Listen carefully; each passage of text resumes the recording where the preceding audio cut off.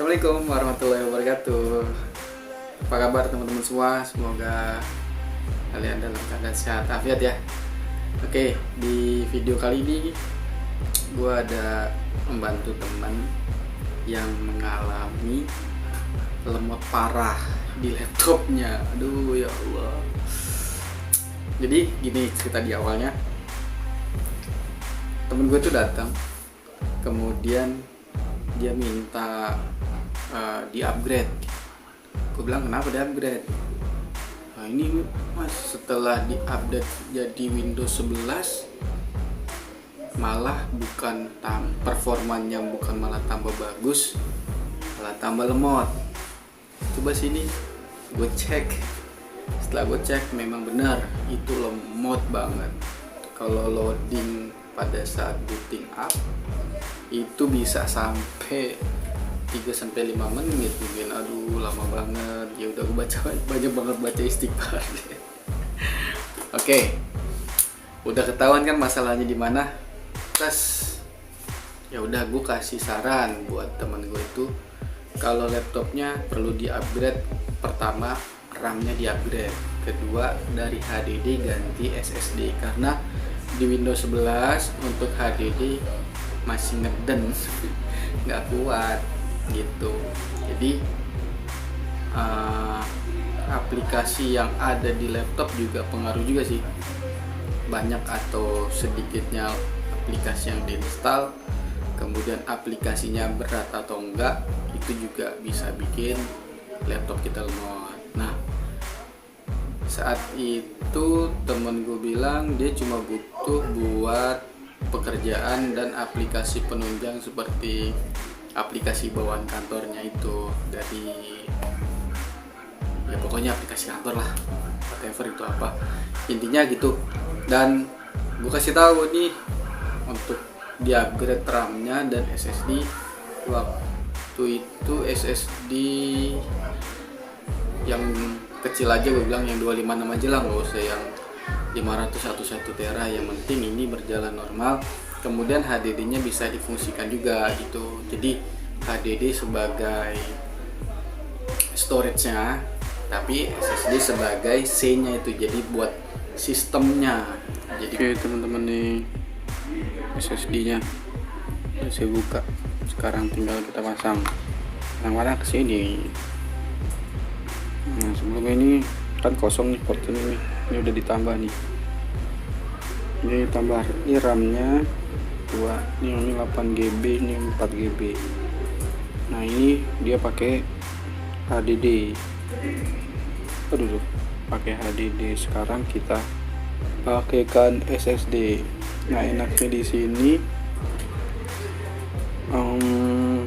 HP 14S sudah tersedia bautnya. Jadi kalau beli SSD teman-teman nggak perlu pakai baut lagi, bautnya sudah disediakan.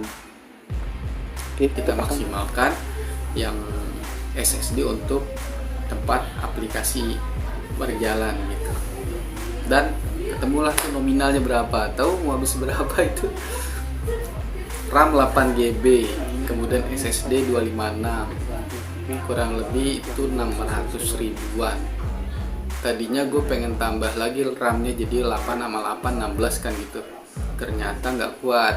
Jadi 8 sama 4 ini bawaannya dari si laptop. RAM-nya 4 GB, jadi gue tambah 8 GB RAM tambah SSD 256. Itu di total 600 something lah, taruhlah 700 ribu. Dan gue kasih tahu nih harganya sekitar 700 ribuan. Gimana kalau mau di-upgrade? Yuk kita kerjakan. Tapi kalau enggak ya udah tetap begini gitu keadaannya.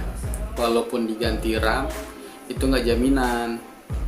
Dan disetujui lah itu upgrade dengan menambah RAM dan ganti SSD, nambah SSD.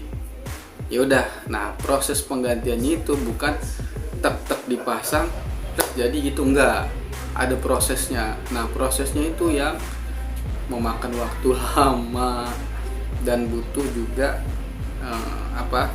seperti kita harus tahu dia cloningnya pakai apa. Sekarang kita mau cloning tapi download dulu aplikasinya namanya apa ini, macrium.com. Sebentar, aduh lama banget ya. Kemudian kita restore-nya gagal atau enggak, nah itu challenge juga gitu. Jadi jangan kalian pikir tuh teman-teman cuma upgrade gini doang kok, misalnya di luar gitu ya, sama teknisi cuma upgrade doang kok mahal banget, nggak gitu.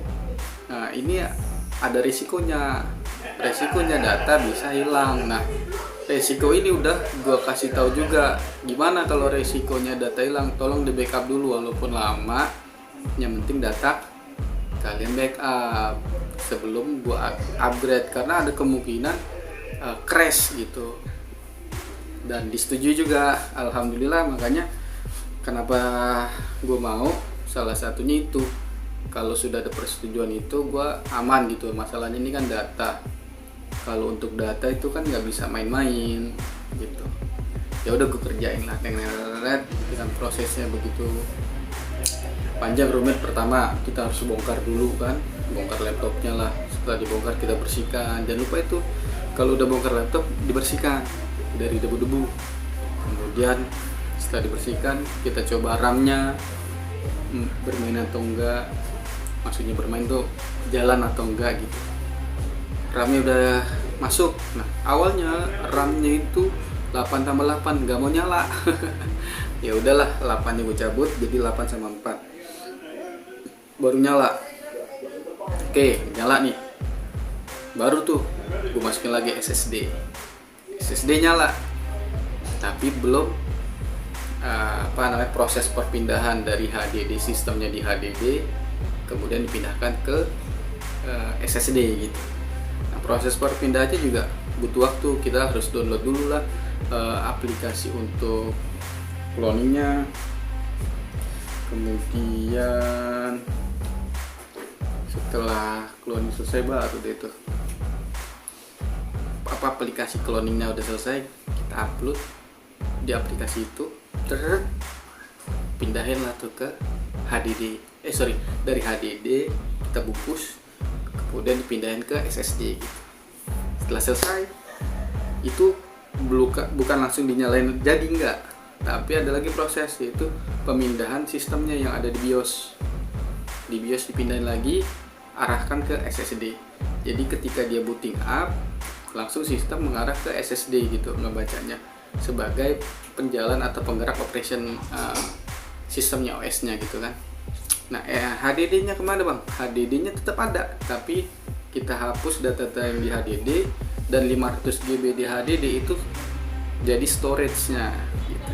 Jadi SSD sebagai sistemnya, HDD sebagai storage-nya. Gitu sih yang bisa gue jelasin dari proses upgrade RAM dan SSD, upgrade RAM dan nambahin SSD.